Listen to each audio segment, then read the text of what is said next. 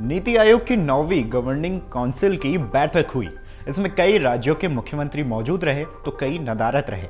विपक्षी गठबंधन की ओर से एकमात्र पश्चिम बंगाल के मुख्यमंत्री ममता बनर्जी इसमें शामिल हुई, मगर थोड़ी देर बाद ही वो भी बैठक को बीच में ही छोड़कर बाहर चली गई। उन्होंने आरोप लगाया कि उन्हें बोलने का मौका नहीं दिया गया और उनके माइक को बंद कर दिया गया, जिसके बाद से ही मामला काफी सुर्खियों में बना और इस पर राजनीति भी शुरू हुई। खैर, उनके आरोपों को केंद्र सरकार ने खारिज कर दिया है। ऐसे में क्या सच में सीएम की माइक बंद कर दी गई? चलिए इस वीडियो के माध्यम से आपको बताते हैं। बता दें कि मीटिंग के दौरान ममता बनर्जी ने आरोप लगाया कि भाजपा शासित राज्यों के मुख्यमंत्रियों को ज्यादा बोलने की अनुमति दी गई, जबकि उन्हें सिर्फ 5 मिनट बाद ही रोक दिया गया। लेकिन वित्त मंत्री निर्मला सीतारमण ने ममता बनर्जी के इन आरोपों का अब खंडन करते हुए कहा है कि हर मुख्यमंत्री को बोलने के लिए पूरा आवंटित समय दिया गया। उन्होंने साफ किया है कि ममता बनर्जी के माइक को बंद नहीं किया गया था। ममता बनर्जी ने कहा है कि मैंने बैठक का बहिष्कार किया और बाहर आ गई। चंद्रबाबू नायडू को बोलने के लिए 20 मिनट दिए गए। असम छत्तीसगढ़ के सीएम को भी 10 से 12 मिनट बोलने के लिए दिए गए, लेकिन मुझे सिर्फ और सिर्फ 5 मिनट बोलने के बाद ही रोक दिया गया। यह गलत है। मैंने इस बैठक में हिस्सा लेने का फैसला इसलिए किया था कि संघ और राज्य के बीच आपसी सहयोग की भावना बनी रहे। ममता ने कहा है कि आखिर क्यों आम बजट में राज्यों के साथ भेदभाव किया गया। मैं बैठक में बोलना चाहती थी, लेकिन मेरा माइक बंद कर दिया गया। यह अपमान है। यह सरकार राजनीतिक भेदभाव कर रही है। ममता ने कहा है कि विपक्ष से सिर्फ मैं बैठक में थी, लेकिन इस दौरान भेदभाव के चलते मैं बाहर आ गई। अब इन पूरे आरोपों के बीच निर्मला सीतारमण ने कहा है कि नीति आयोग की बैठक में ममता बनर्जी शामिल हुई। हम सबने उन्हें सुना। हर मुख्यमंत्री को निर्धारित समय दिया गया। उन्हें डिस्प्ले पर स्क्रीन पर दिखाया गया, जबकि सबकी टेबल उपलब्ध थी। हम देख सकते हैं कि हमारे सामने 2 टेबल पर स्क्रीन थी। उन्होंने मीडिया में कहा है कि उनका माइक बंद कर दिया गया। यह पूरी तरह से गलत है। हर सीएम को निर्धारित समय दिया गया।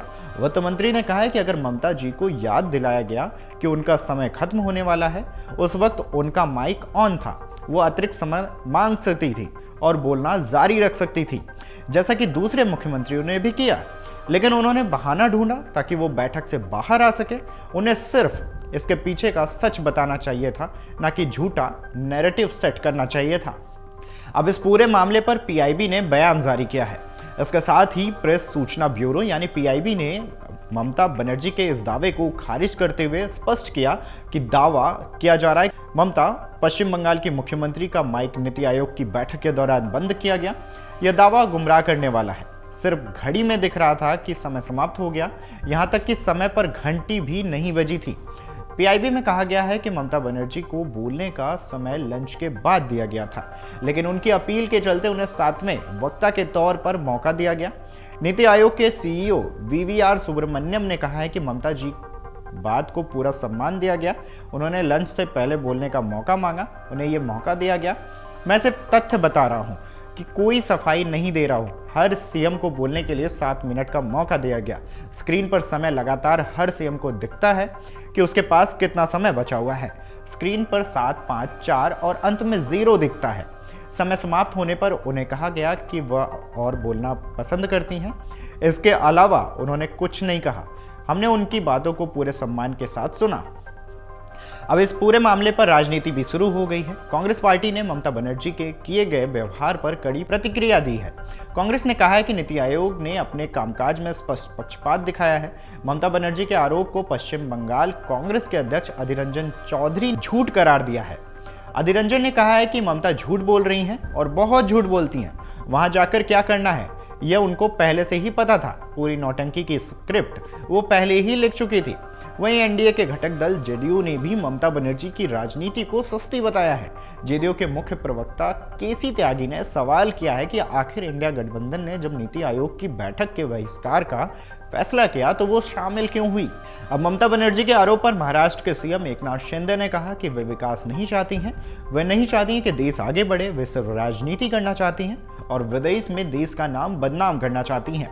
लोकसभा में पीएम मोदी को हराने के लिए विपक्ष एकजुट हुआ, लेकिन देश की जनता ने उनका साथ दिया और वो तीसरी बार प्रधानमंत्री बने। बहरहाल ममता बनर्जी के इस रवैये के बाद से ही इस मामले पर पूरी राजनीति शुरू हो गई है। बयानबाजी का दौर भी शुरू हो गया है। इस खबर पर आपकी क्या राय है, हमें कमेंट करके जरूर बताएं। Video desk amarujala.com। अगर आप ये वीडियो YouTube पर देख रहे हैं तो हमारे चैनल को सब्सक्राइब करें और बेल आइकन को दबाना ना भूलें। अगर आप Facebook पर ये वीडियो देख रहे हैं तो हमारे पेज को लाइक करें।